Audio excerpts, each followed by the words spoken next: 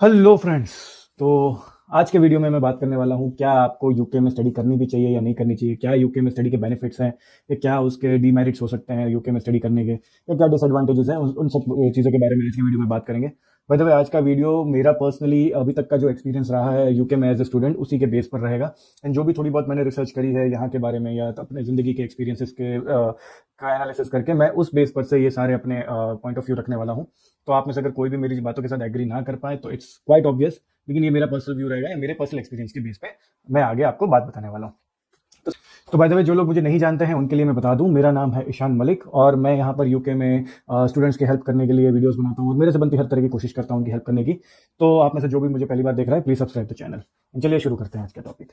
तो सबसे पहले अगर मैं बात करूं बेनिफिट्स की, तो सबसे पहला जो बेनिफिट, जो इवन मैंने एडमिशन लिया उससे पहले भी जो मैंने सोचा था, वो था कि एक तो वर्ल्ड क्लास यूनिवर्सिटीज यहाँ पर एग्जिस्ट करती हैं यूके में। आपको बहुत ही अच्छा एक्सपोजर मिलता है, बहुत ही टॉप रैंक यूनिवर्सिटीज यूके और यूएसए में एग्जिस्ट करती है। आपके लिए रैंकिंग मैटर करता है या कहेंगे एजुकेशन क्वालिटी कुछ बहुत ही ज़्यादा मैटर करती है, तो मैं आपके लिए रेकमेंड करूंगा कि UK should be your number one priority, और UK should be in your top list. जैसे क्वालिटी के मामले में तो जर्मनी और दूसरे European countries, even Canada, Australia भी सब क्वालिटी एजुकेशन ही प्रोवाइड करते हैं। लेकिन वर्ल्ड रैंकिंग है या वर्ल्ड क्लास यूनिवर्सिटीज़ की अगर मैं बात करूं, और आपको बड़े बड़े आर्किटेक्चर और ये सब चीज़ें अगर आपको यूनिवर्सिटीज़ का अगर ये सब चीज़ें आपको एक्साइट करती है, तो हो सकता है कि ये सब चीज़ें आपको किसी और कंट्री में उतना बेटर ना मिले कंपेयर टू यूके।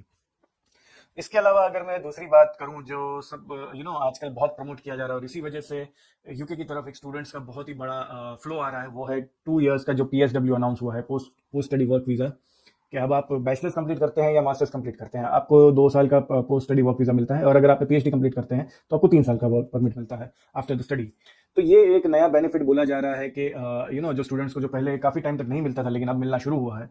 तो ये एक बेनिफिट है कि आपको अपना यूके में एस्टेब्लिशमेंट के लिए एक मौका मिलता है अच्छे से। एंड क्योंकि यहाँ पर ब्रेग्जिट हो चुका है, ब्रेग्जिट में यानी यहाँ पे जो भी यूरोपियन सिटीजन्स जो थे, जो यहाँ पर पहले रहते थे, काम करते थे, और उनको कोई वीज़ा वगैरह की ज़रूरत नहीं पड़ती थी, तो अब से यूके गवर्नमेंट ने वो ओपन कर दिया है। आई मीन सभी को अब यूके में वीज़ा लगा कर ही आना है। अब इसके अभी तो ये अनुमान लगाया जा रहा है कि यूके को काफ़ी ज़्यादा मैन पावर की ज़रूरत पड़ेगी। इसी वजह से जो है यूके ने ये पीएसडब्ल्यू और ये जो भी जिस तरह के सेटलमेंट स्कीम कहें, सेटलमेंट तो नहीं कहूंगा मैं इसको, लेकिन जिस तरह के भी स्टे बैक ऑप्शन है वो ज्यादा से ज्यादा प्रोवाइड कर रहा है। इवन अगर मैं मोबिलिटी पार्टनरशिप की बात करूं, वो जो एक स्कीम है जिसमें भी इंडिया को अभी ऐड कर दिया गया है, और मोबिलिटी स्कीम के अंदर 3,000 प्रोफेशनल्स जो है या 3,000 इंडियंस को जो वो लोग हायर करेंगे अगले एंड 2 साल का वीजा देंगे। तो ये सब तरह की जो स्कीम्स हैं वो ज्यादा से ज्यादा मैन पावर को यहाँ पर लाने के लिए ये सब स्कीम्स अप्लाई करी जा रही है या कहें कि इंट्रोड्यूस करी जा रही है। जोर जोर से बोल के लोगों को स्कीमें बता दे। इसके अलावा यूके में स्टडी के बाद, खैर यूके स्टडी का कोई आपको पीआर या ILR, indefinite leave to remain, तो पीआर दिलाने में कोई बहुत बड़ा रोल नहीं, वो अभी तक तो प्ले नहीं करता है। कल को अगर स्टडी के बेस पे यूके में भी पीआर के ऑप्शंस खुलने लग जाए तो that will be a very very good news. लेकिन आज की डेट में तो अभी तक ऐसे कोई स्कीम या ऐसी कोई प्रिविलेजेस अवेलेबल नहीं है। लेकिन कहीं ना कहीं ये जो पीएसडब्ल्यू और ये सब जो चीज़ें हैं, इसने कहीं ना कहीं एक एक होप तो जगाई है कि हाँ, हम लोग भी यूके में सेटल हो सकते हैं, हमारा भी कुछ हो सकता है यूके में। तो बाय द वे, मैं पीआर पे एक सेपरेट वीडियो बनाऊंगा कि किन किन तरीकों से यूके में पीआर ली जा सकती है।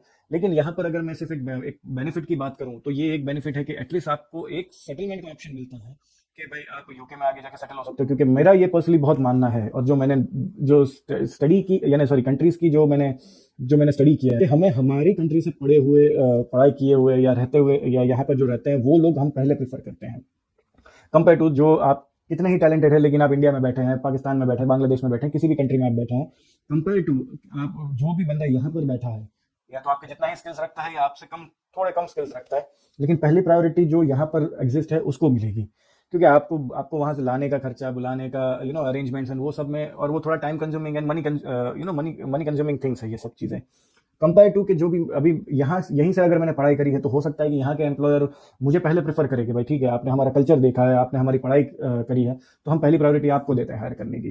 तो ये जो एक तरीका है, जो मुझे लगता है कि हर कंट्री कहीं ना कहीं हर कंट्री के एम्प्लॉयर्स जो है वो कहीं ना कहीं प्रेफर तो कर रहे होते हैं कि हमें इस तरह के एम्प्लॉयज मिले जो पहले से यहाँ पर अवेलेबल हो, और जिन्होंने यहाँ पर कुछ किया हो, जिनकी कुछ यहाँ पर प्रोफाइल बनी हुई हो, लोकल प्रोफाइल अगर मैं बात करूँ तो। इसके अलावा अगर मैं बात करूँ तो एक है कि अगर आपको अभी भी लगता है कि यूके में पीआर होना मुश्किल है, इवन मुझे भी लगता है कि यूके में पीआर होना कोई बहुत ईजी नहीं है, लेकिन जो जो यूजुअली जो लोग यहाँ से करते हैं, जो स्टूडेंट यूके में पढ़ाई कर रहे होते हैं या यूके से पढ़ाई कर चुके होते हैं, वो यूजुअली ये कर रहे होते हैं कि पीआर, कनाडा पीआर की भी फाइल लगाते हैं यहीं से।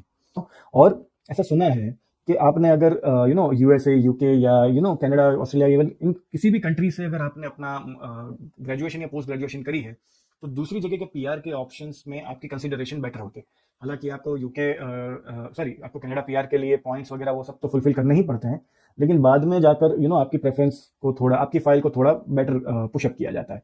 हालांकि मैंने UK PR versus Canada PR पे एक डिटेल वीडियो बनाया है, जो मैं आपको ये आई बॉक्स में डाल दूंगा या डिस्क्रिप्शन बॉक्स में भी उसका लिंक छोड़ दूंगा, एंड पिन कमेंट में भी डाल दूंगा, आप वो भी देख सकते हैं। लेकिन ये मुझे लगता है कि मेरा यूके में मास्टर्स कंप्लीट हो जाएगा तो मेरा यूके में पीआर हो या ना हो, लेकिन कनाडा पीआर के लिए मेरी फाइल काफी स्ट्रांग हो जाएगी। इसके अलावा जिस वजह से जो एक दूसरी भी वजह थी जिसके लिए मैं यहाँ पर आया था या मैंने एडमिशन लिया था, वो था अपॉर्चुनिटी टू ट्रैवल यूरोप। यानी मुझे घूमने फिरने का बहुत शौक है, एंड यहाँ से यूरोप ट्रैवल करना, इवन शेंगन वीजा लगाना, या सब चीज़ें बहुत ईजी है। तो it is so easy to travel Europe from the UK. And और अगर आपको घूमने फिरने का शौक है तो फिर यूके, यूरोप, इनसे बढ़िया कंट्रीज तो आपको क्या ही मिलेंगी। तो ये एक बड़ा बेनिफिट था, जो कुछ बेनिफिट्स थे जो मुझे लगे थे कि हाँ भाई, इस स्टडी के साथ मैं ये इतनी चीज़ें अचीव कर सकता हूँ। अब बात करते हैं कि यूके में स्टडी के ड्रॉबैक्स या क्या प्रॉब्लम्स आपको फेस करने पड़ सकते हैं। फर्स्ट एंड फॉरमोस्ट, स्टडी की मैं बात करूँ, वो वही की वही है। आई मीन अगेन, इंडिया हो कोई भी, या यूएसए हो या कोई भी कंट्री हो, इनके जो सिलेबस है वो कोई बहुत ही ज़्यादा लेवल पे अपडेट नहीं होते हैं किसी भी। मैंने मैनेजमेंट की यहाँ पे पढ़ाई की है, तो मैं मैनेजमेंट की बात करूंगा यहाँ पर मेनली। तो मुझे ऐसे कहीं भी फील नहीं हुआ कि मैं कोई बहुत अच्छी पढ़ाई कर रहा हूँ या बहुत ही ग्रेट मुझे कुछ यहाँ इस कोर्स के थ्रू मुझे जानने को मिल गया। अब मुझे टेक्निकल कोर्सेज का आइडिया नहीं है यहाँ पर कैसे रहते हैं, इंजीनियरिंग कोर्सेज कैसे रहते हैं, या आईटी के कोर्सेज यहाँ पर कितने अच्छे होते हैं। मैं अगर मैनेजमेंट की बात करूँ तो मैनेजमेंट में सिर्फ और सिर्फ आप ऐसा भी नहीं कहूँगा कि आप कुछ बहुत ही लीडरशिप स्किल्स या मैनेजमेंट स्किल्स सीख जाते हैं इनकी पढ़ाई के बाद। लेकिन हाँ, आपको क्या है, पीपीटी बनाना, स्लाइड्स बनाना, प्रेजेंटेशन बनाना, ये सब चीज़ें आप सीख सकते हैं फ्रॉम द मैनेजमेंट स्टडीज। इसके अलावा जो दूसरा ड्रॉबैक है, सबसे बड़ा ड्रॉबैक जो मुझे लगता है वो यही है कि fees. It's a dam costly fees, बहुत ही कॉस्टली फीस है यानी यूके में। I mean 12,000 pounds, British pound से ऑलमोस्ट मास्टर डिग्री शुरू होता है। ऑफकोर्स कई कॉलेजेस आपको स्कॉलरशिप देती है तो ये 9,000 या 10,000 पे आ जाता है। तो लेकिन फिर भी अगर मैं ओवरऑल कंसीडर करूं तो ये फीस बहुत हाई है, क्योंकि उसके बाद आपका कॉस्ट ऑफ लिविंग भी ऑलमोस्ट उतना ही है। आपका एक साल का कॉस्ट ऑफ लिविंग कम से कम नहीं तो 10-12 लाख तो लग ही जाता है। बाकी जो मैं थर्ड ड्रॉबैक बोलूं कि जिस टॉपिक पे मैंने बोला कि भाई एक चांस है यहाँ पे पीआर लेने का या सेटल होने का, लेकिन अगेन जो वो ड्रॉबैक भी वही है कि ये सिर्फ चांस है, ये कोई अश्योरेंस नहीं है जो आपको कनाडा, ऑस्ट्रेलिया या न्यूजीलैंड इन सब जगहों पर मिलता है कि अगर आपने वहाँ की स्टडी करी है तो आपके 90% चांस तो बन ही जाते हैं कि अब आप वहाँ का पीआर लेकर ही आओगे। यूके में अभी तक में ऐसी कोई सिस्टम नहीं है कि आपने अगर यहाँ पे पढ़ाई कर ली तो ये कोई गारंटी नहीं है कि आपको यहाँ पर पीआर मिलेगा ही मिलेगा। अगेन मैंने अपने UK PR versus Canada PR में इस टॉपिक को डिटेल में डिस्कस किया है, तो I will again recommend you to watch that video. इसके अलावा जो सभी लोग यहाँ पर कंप्लेन करते ही होंगे, एंड खैर मेरी इतनी कंप्लेन नहीं है इस एक ड्रॉबैक पे, लेकिन लोगों की कंप्लेन यूजुअली रहती है, वो है वेदर। यूके का weather, it's very harsh and cold weather. And चलो हार्श एंड कोल्ड तो जाने दीजिए, लेकिन यहाँ पर पल पल वेदर बदलता है। आई मीन अभी आप घर से बाहर निकले, अभी धूप है, 5 मिनट बाद बारिश शुरू हो जाएगी, आपको पता भी नहीं चलेगा। उसके 10 मिनट बाद कब बर्फ गिरने लग जाएगी। तो कंप्लीटली अनप्रिडिक्टेबल वेदर अगर आपको सूट नहीं करता है आपकी बॉडी को या इस तरह से, तो ये कंट्री आपके लिए नहीं है, या कहेंगे ये स्टडी फिर आपको हो सकता है कि आपको थोड़ा डिप्रेस कर जाए। लेकिन यहाँ पर 8 से 9 महीने विंटर रहती है, कहेंगे ठंड रहती है, और जो डे लाइट टाइमिंग है, जो सनलाइट है, ये आप देखने को तरस जाते हो।